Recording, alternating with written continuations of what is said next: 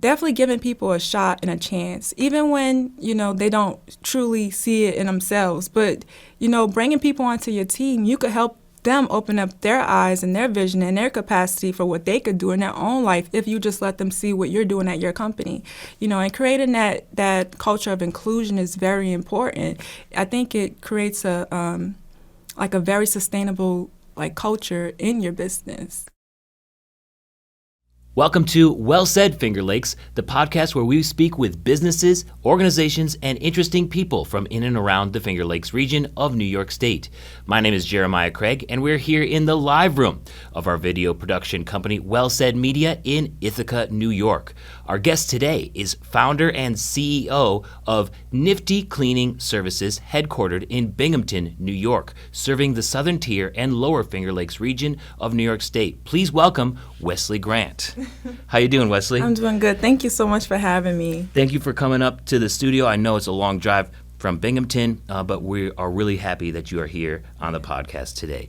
I'm wondering if you could start us out by telling us what Nifty Cleaning Services is and what you do within the business. So at Nifty Cleaning Services, we offer janitorial maintenance and commercial cleaning services, and we're actually moving into post-construction cleaning services as well. So we clean a lot of offices at this point. And we also offer janitorial maintenance services to car dealerships, churches, just many commercial spaces. So, yeah. It sounds like a lot of work. Do you have a large team, too? Well, at this moment, I have two cleaners, two team members. So I still do some of the cleaning myself. So we're still going. We're still building. That's awesome. Sounds like a really scrappy and fun experience. Yes. Where did the idea come from to start Nifty Cleaning Services? So, to be quite honest, throughout my life, I realized where, I started with cleaning. So I remember my first time cleaning dishes when I was young, my first experience with that. Then my first time getting chores. And then I realized, when I would go on vacation with my friends, they would tell me things like, oh, Wesleigh, you like to clean. But I never really thought of it as anything. I was just, organizing stuff. But I used to live in New York City for a period of time, and I had a roommate. And that was where I realized, oh, I like cleaning. It's therapeutic for me. I'm really good at it, and I don't mind cleaning up behind other people. So one time I thought about starting a cleaning business. I didn't go forward with it until I moved to Binghamton. And so also that's the first part of, why I started it. I just went on it. I'm good at it. I know I'll do a good job at servicing people. But my great-grandmother, she was also a housekeeper for most of her life. So I grew up with this lady who was like a clean machine. There was a certain way to tuck the bed. She had this blue carpet in her house. There was no dirt on it. There was a schedule to clean. So I kind of grew up seeing her have that passion and just the way she cleaned, the skill of it, and I just feel like she passed the baton to me, and I'm taking it to this level of starting a company. So that's where Nifty Cleaning and how it started. That's so special that it reminds you of something within your family. Yeah. Do you think she's very proud of you? I think she is. I think she's very proud of me. That's really special. I'm so happy to hear it, and to have a passion like that that brings just the memories back from your childhood and happy moments with your family is really special, because there's a lot of etiquette, right? Mm-hmm. A lot of etiquette to a special way to fold those sheets. There's no way that I would ever be able to fold a fitted sheet. I'm just one of those guys that crumples it up and throws it in the closet. And it's like, okay, no, tuck it this way, not that way. I was like, oh, okay, so there's a certain way to make the bed. It's like hotel type quality. But yeah, I think she's very proud of me, and I think it's like a full circle moment, within our family, generation and generation and generation type thing. So yeah. That's awesome. That must feel so special. And if I read right on your website, you grew up in Louisiana and went to Xavier University to get your degree in business admin. So how long since after you graduated did it take you to start this company? So it took 3 years I graduated in 2019 from Xavier University of Louisiana. A lot of people think I graduated from the one in Ohio. I think there's one there. But it's in Louisiana. And immediately after I graduated, I took a year to join AmeriCorps and to figure out what I really wanted to do with my degree and how I wanted to make use of it. And then after AmeriCorps, I did 2 years of dipping my toe into entrepreneurship, and then the third year in 2022, I started Nifty Cleaning Services. So the 2 years prior, I was doing like real estate. I was an agent, so that was my toe dipping, and then I changed over to cleaning services. You must like it a lot better than real estate? Yes, a whole lot better. What do you like better about it? So with real estate, it's more like of a mediation process. It's more communication, whereas with cleaning services, it's a product. So there's a transformation that occurs, so you can see if you did your job correctly or not.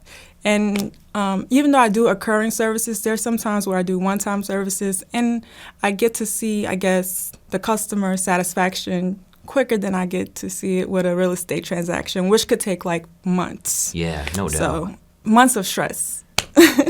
But, that's the difference. I really like cleaning. So far, I like the challenges that come with it compared to the challenges with real estate. So I think this is for me. Yeah, that makes sense because it's like you see what needs to be done and then you just do it instead of like with real estate. I mean, there's so many different things to navigate and so many different emotions that you have to sort of navigate as well through the communication with the clients and the banks and like there's so much more that has to be done with it. But with cleaning, it's just like this is here and it needs to look like this afterwards. Exactly. So I'm way much more of a transformation type of person than a long transaction type of person. I definitely understand that. I agree because it's with videos and production, it's like this is a story that we need to tell, and then we try to tell that story, but there's also the business end of it too, and that must kind of feel like the real estate portion as well, where you have to navigate banks, books, all of this sort of thing. How are you doing with that side of stuff? So I think that's a good, I don't know if I would say it's a good correlation, but for the business side of things, it's I feel like it's all about organization. Yeah. Right? It's all about organization. You don't have to do everything in one day, but you have to keep coming back to it. And it's about putting systems in place. So my mind is like data analytics. I'm driven like that just slightly. But I feel like that part of my mind likes it. But I have like a much more creative, visionary side, which I tend to lean more towards. So it could be challenging at times, but I actually like that part about it. That's why I don't know, for some reason I've always wanted to start businesses. So I'm always excited about how to start a business, what does it entail, and all of these different aspects. So I'm going through this process, and I'm enjoying it, and I'm learning so much. Yeah. That's really exciting to start a business like that and to get it off the ground and let people know about it is another thing too. So how are you approaching marketing as a new business? Well, so my first step was to get my website up, and I also created my Google business page. So I genuinely asked my clients to leave a review if they have the time to, and that has been a really great way for me to market. I'm not like totally into social media at this moment, but that is something that I feel like we should be pursuing in 2024 with social media marketing. I do have a Facebook page at Nifty Cleans, and we do have some stuff up there. I do have an Instagram, and we do have some stuff up there, but I haven't been as consistent with it. The best way that I've been marketing my business is face-to-face. Building relationships, getting out there in the community, shaking hands, and just letting people know who I am and what I do.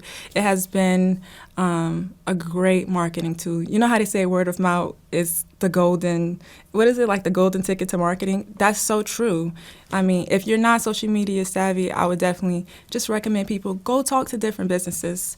I went into businesses, gave my card, and I was nervous. I was scared at the same time, but I just get out and talk to people, put my face in front of other people's face, shake hands, keep it pushing. Yeah, and I'm so glad you brought that up, too, because we actually met at a Chamber of Commerce event for the Binghamton Chamber of Commerce. So that's one way that you are spreading that word of mouth and networking with potential clients or collaborators. So what is it like, Ben, for you in the Chamber of Commerce, and what's the value that you're finding so far? Well, not only is it like meeting people like you and other business owners, but the Chamber of Commerce, they have a directory, and a lot of businesses tend to look at that directory before they look anywhere else for businesses. So I have gotten a few clients from the Chamber of Commerce without meeting any of the business owners. So they have brung clientele to me, and I feel like it's very valuable for anybody to join the Chamber of Commerce, not only for professionally or career-wise, but personally too. I've met so many people. I'm building so many relationships with mentors, with like-minded people, really. And it's not just about like the transaction part of what the commerce could do for you, but it's really building friendships and learning about these people. So I think it brings an immense amount of value to Nifty Cleanings and to Wesleigh. Yeah, 100%. I feel the same way for both Well Said Jeremiah, or Well Said. I feel the same way for Well Said Media and Jeremiah, because it gets me out there and gets me and my network going too, and then we're able to make collaborations like this where we can make content and just work together and have beneficial experiences with people together. So it's really nice win-win situations, right? Right. I want to kind of talk about some of your services now that we kind of have the foundation set for what it is that you do and how your business is coming along, because you did mention that you're doing janitorial services, but also in post-construction cleaning, and I also saw on your website move in and move out cleaning. Now, I kind of want to start there because Ithaca is a huge college town. Binghamton has a college too. Yes. So has that been something that you're exploring, move in and move out cleaning for colleges and universities, or has it been mainly move in, move out for businesses and maybe some of your real estate friends when you were doing that? That's actually a great question, because when I started Nifty Cleaning Services, residential was included in the services that I offer. So I've done a few house cleanings, and I've done those college apartment move-in, move-outs. After doing a number of them, I decided I wanted to move away from it. So I'm not necessarily offering those type of services, but we are offering move-in and move-out services for offices and for commercial properties. They are, too, looking for those services. So just kind of dialed back from the residential side of things and moved towards more commercial and offices, type of spaces. But when it comes to, like, working with, like, real estate people for like post-construction, that would be a thing that I would do. So if a house is just newly renovated or newly built, then that's something that my team will go and take care of. But we won't be doing like maintenance services for residential cleaning, Yeah, that makes sense. It's probably much more difficult to get those clients and have it be a regular thing on the residential side. Actually, a lot of people, if anybody's thinking about starting a cleaning business, I would recommend them start it in a residential. Oh, okay. Yes, because people are looking for cleaners. People are looking for people to come clean their house on a weekly basis or like on a scheduled basis. So there's definitely clients out there for people. I just decided to niche down into a certain lane. But if anybody's looking to do that, they should definitely get into it. People are always looking for somebody to help clean their house. Yeah. So speaking of the post-construction cleaning, a building is done, and then you and your team go in and just get rid of all the dust, all of the things that happen from just the construction happening there? Yes. Yeah. So we recently did a post-construction cleaning on a 14,000 square foot building in Binghamton, in Johnson City.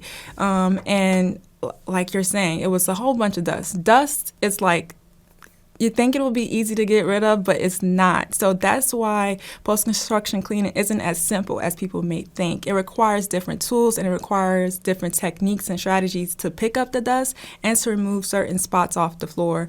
I've definitely learned a lot this past project of doing that post-construction clean, but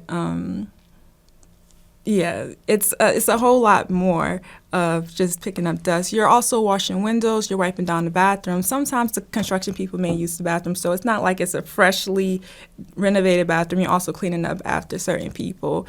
But yeah, the post-construction process is simple, but it just requires a little bit more detail and a little bit more helping hands. Yeah. You need a bigger team for that. Interesting. I didn't know that. I realize that dust is a problem, but in new buildings, is it just because there's so much dust in the air that's just newly, it's just in the air around, it hasn't had time to settle yet, that requires different tools to kind of clean all of that? Yeah, I think it's because it's like you're saying, like they're working in there and they're not really cleaning. Some construction companies do require that they clean up behind themselves, but and that will help lessen the dust. But that dust, because they're so like tiny particles, no matter how many times you wipe it up, it's like it's still there. For some reason, I'm not quite sure, but dust just works like that. So it does require a few passes to go over, and it may be because when you are cleaning, the dust do come up, so it settles down again. But there's a certain way to clean the walls. Like you wouldn't use just a regular duster. You'll use like a certain dust mop that's like, it's not flimsy, you know what I'm saying? And there's just certain types of ways to clean that up. Yeah. Yeah. Interesting. So with you being from Louisiana and now up here in upstate New York and the southern tier of New York, I'm kind of interested to hear, like, what are some of the differences between the issues that you run into cleaning? Because we have road salt, snow. I mean, it's wintertime right now. It gets much colder. Does your process change when trying to clean some of the buildings up here in the north compared to in Louisiana or down south? I think that's such a great question because eventually I do want to scale my business and expand it back home to Louisiana. Nice. So, I would say the differences between New York and Louisiana, you know how New York have the winter season and the snowy times. In New Orleans, they have hurricane seasons and like a lot of rainy days. And I believe that like the difference between cleaning those buildings up would be, instead of salty tracks tracking up the building, it would be muddy tracks. So I believe that, cleaning up the salty tracks, it requires a little bit more grit. You might have to give it a few more passes with the mop. Whereas if you're just cleaning up the muddy tracks, you do your little mop and it's coming right up. So I think cleaning up here in the winter seasons might be a little bit harder than cleaning down there. I could see that. When I go to the gym in the mornings, that I always see them like trying to mop up the salt, but then the salt just ends up on the sides of the walkway or the hallway or whatever. Right. I know another way to, before you mop it up, you can vacuum it to see if it lightly comes up. Oh. That's a great way to clean before you just mop it. Okay. That's a good tip. I love it. Now, I couldn't do this podcast with everybody listening and watching without asking you, what's the worst mess that you had come into with your business and had to clean it? Has there been any nightmares or anything like that? Yes.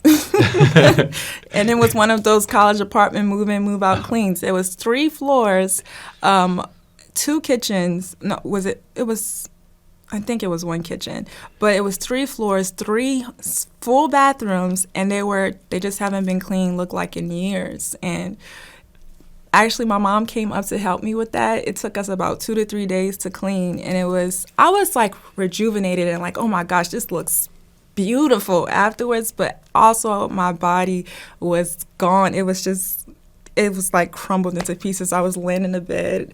You're so sore? I was so sore. It was such a lot of hard work, but that was like a nightmare cleaning. But we got it done. A lot of affirmations was coming into my mind at that time too. I was like, cleaning is my superpower. Like all of these things just to keep me going. But sometimes, going into those types of mess could be really, really exhausting afterwards. Yeah. But I was thrilled to go through it. Yeah, good for you. It seems like it's always the college kids, isn't it? Yes. I hope they wear shoes in the shower because that's crazy. You know they didn't. Oh my gosh.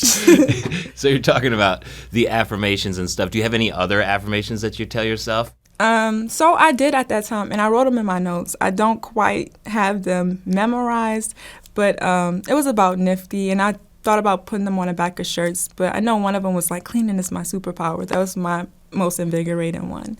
And I think another one was like, this is super nifty, like, because I was trying to incorporate Nifty into it. But yeah, those are like the only ones I came up with. Was that one of your first gigs up here? It was 5 months after I first started the cleaning business. And so my landlord was my first client. So I cleaned the common spaces of my apartment building, which is the steps and the entry areas. And he also have, student housing. So it was my first gig because he told me about it immediately. And I just had to wait until it was time for them to move out. But I had a few things in between that. Mm-hmm. Mm-hmm. And is that one of the reasons why you're moving away from the residential cleaning jobs? Yes. I can understand that. That's one of the ways. That's definitely one of the reasons. Because I did a few more college houses after that, and it was like the same, like we're going through the same thing. People don't clean up behind themselves, which is, I understand, because some people don't grow up learning how to clean. So I don't judge anybody, but me doing the cleaning all the time, no. Yeah. Mm-hmm. After years of it not being done, you have to put in some extra elbow grease, which is why you're so sore. It's got to take a toll on your body for sure. Yes. And some people are very passionate about that. Like if you look on YouTube, they have people who do that type of stuff for fun. Like, so you have to find out what you're passionate about, what drives you, and go that way. And I love office cleaning because it gives me the time to, not only am I cleaning up, but I've cleaned last week, I've cleaned the week before. So it's just, I get to focus on new things in this same building and kind of not, build a relationship and build not a relationship, but a system in my cleaning, so, and it's very relaxing doing those type of cleans. Yeah, and regular, rather than just doing the move in, move out cleaning once every year or every half year or something like that. Mm-hmm. How are you liking it up here from back home in Louisiana, just in general? Mm-hmm. Well, I'm enjoying the experience. I do get homesick very often. New Orleans have very good food and very good weather. Mm-hmm. All my family and friends are there. So I realized, I feel like, God has called me up here, put me into an isolation period, and I'm growing and developing in all ways, mentally, emotionally, spiritually, physically. So I'm enjoying that process. And I'm also excited to see like the growth and development that's happening in upstate New York. Like there's so much coming here. So I'm actually very happy to be a part of it and happy to witness it. So I'm enjoying the experience. Yeah, it is very exciting, especially in the Finger Lakes region and in the southern tier of New York State. There is a lot going on, more so than I thought before moving here. I mean, I moved here 2 years ago, and it's like the perfect area for me and my wife. It's got this like small community, but also there's lots of space, lots of rural activities to do, not too far away from everything that's happening within the downtown or city of Ithaca itself. Do you find a similar thing in Binghamton? Yes, most definitely.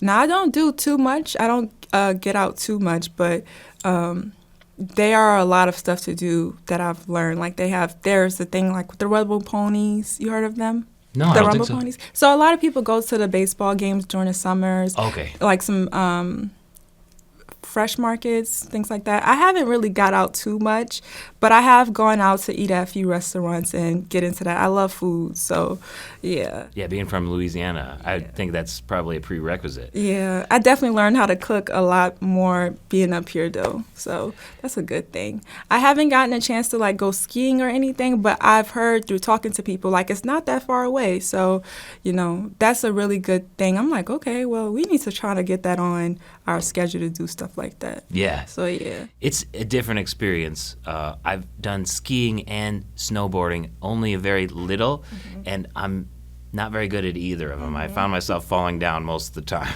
Yes. But I think it's just a matter of practice, and I'd be better at it. No, for sure. On your website, you also mention diversity, equity, and inclusion. We've talked about that with some of our other guests as well. Can you talk about what it means to your business and other businesses in the area? Well, I believe that, DEI should be a standard practice for all corporations, whether small or large. But I believe that it's also, Nifty Cleaning is founded off of diversity, equity, inclusion, with me being a Black woman and, owning the company and founding it. But also, when I try to add people onto my team, I understand that there are going to be people who don't think the way I think or look the way that I look, but I also value that because it brings to Nifty a different perspective, a different strategy. And it's not like they're not hard workers or like they won't work hard. So I feel like at the end of the day, it'll be a strength for my company because we'll have a larger platform of, a variety of people, ideas, perspectives, strengths, and ultimately it'll just, skyrocket everything. Yeah. I think everybody should be practicing that, though. I think so, too. It makes sense. I mean, why wouldn't you want a bunch of different people from a bunch of different backgrounds and experiences helping to grow a business? It only brings more experience to this thing that you're trying to grow and ultimately help it succeed. Yeah, you don't want it to just be like, like a club of some kind. So, yeah, definitely giving people a shot and a chance, even when, they don't truly see it in themselves. But, bringing people onto your team, you could help them open up their eyes and their vision and their capacity for what they could do in their own life if you just let them see what you're doing at your company. And creating that culture of inclusion is very important. I think it creates a very sustainable culture in your business. Having people feel like they belong is a really great thing. I've been at companies and I've, experienced I didn't feel like I belong or I didn't feel like I would ever get to a position that I would want to be at. I've experienced those things. So I would definitely say I have that to look at other people who join my team and give them a chance, I love that. I definitely think that more businesses should think like that, especially corporations. Right? Right. I think they're just following a number thing, but hopefully it changes. It changes eventually. Yeah, hopefully it's got to at some point. Right. You were talking about the videos and how some people really like the before and after sorts of videos. Do you have an issue trying to do that because of privacy that some offices or people have about not wanting to show their homes before and after, or is it so out of context that it would be okay for you to share some of those things on social media or in an email, something like that? That's a good question, but I haven't actually asked anyone for consent. I'm pretty sure that is a route that you could go. But if it's the work that I'm doing, for example, when I was cleaning someone's home, there's a way that you could clean it to make it seem recognizable to the public. Right, so you're just making sure you're getting your work, the before and after. And that was a tip from my godmom. She says, just make sure that nothing could be recognized, and then you're good to go. But yeah, those before and after pictures are very important in commercial cleaning and in residential cleaning. That's another tip. And you must be taking a lot of those before and after pictures. So that's actually one of my, I'm not that good at remembering it because when I get to a challenge, I just jump into it. And so I have to remember to pause, observe, take my pictures, and then make sure I get my pictures afterwards. So yeah, I'm working on it. Yeah, we're all working on it. I do the same thing, and I'm sure Nicholas and Luke, the other videographer, they get annoyed sometimes because I'm always like, "All right, I'm taking pictures. We're setting up. We got to do all the social media stuff." I always have to remember that myself because that part of marketing is really important because you gotta share Right. the business and yourself and the experience too, even though it might feel awkward sometimes. Do you ever feel like it's kind of awkward, like you're self-promoting too much? Yes, I actually don't even self-promote too much myself. I'm always the type of person to be in the moment. So, I love that. but sometimes it works as a downfall if I have to take my pictures. So I have to try to figure that out and find a balance and get out of my comfort zone of, I guess, just being in the moment, present so much, and make sure I get those pictures. Because I've tried to stay away from that for so long. Like, I'm not like a really big social media person for that reason, because I like to be in the moment. But also I'm noticing like it's good to take pictures for those memories, like you go back and look at them. So I'm finding balance towards that. Yeah.